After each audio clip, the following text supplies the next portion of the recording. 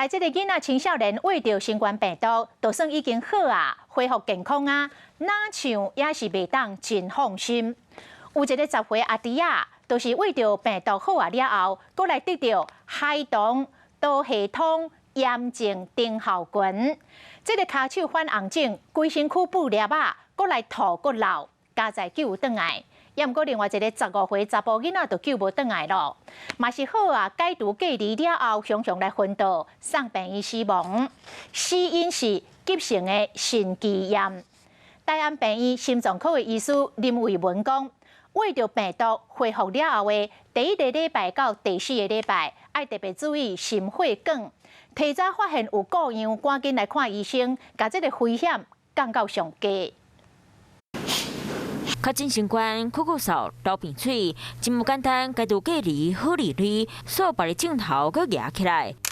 骹盘红记记，规身躯嘛堆咧起七毛。台湾出现头一个10岁查甫囡仔，人好起来了后，出现囡仔多系统炎症候群，阁叫做 MIS-C， 会起七毛，骹手烘烘，佫会吐含落屎，心血管系统有问题。事实上 MIS-C 伫咧6岁到19岁囡仔含青少年较会压起来。啊，除了MIS-C，青少年好起来了后，还佫特别注意病毒性的心肌炎发生。所谓的病毒性心肌炎，就是病毒感染心脏细胞引起的所谓发炎，甚至有些人会有免疫的反应，或是免疫风暴，造成比较广泛性的恶性的心肌炎。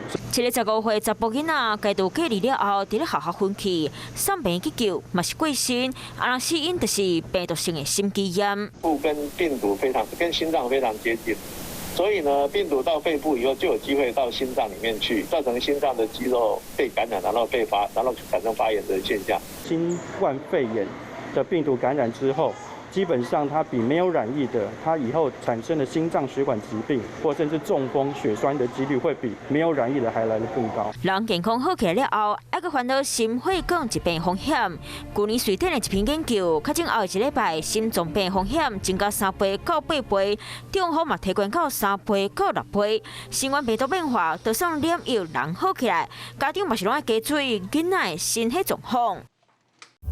我是林依文，想要关注体育的朋友们，记得收看52动起来，然后还要订阅我们的 YouTube 频道，赶快按赞、订阅、开启小铃铛。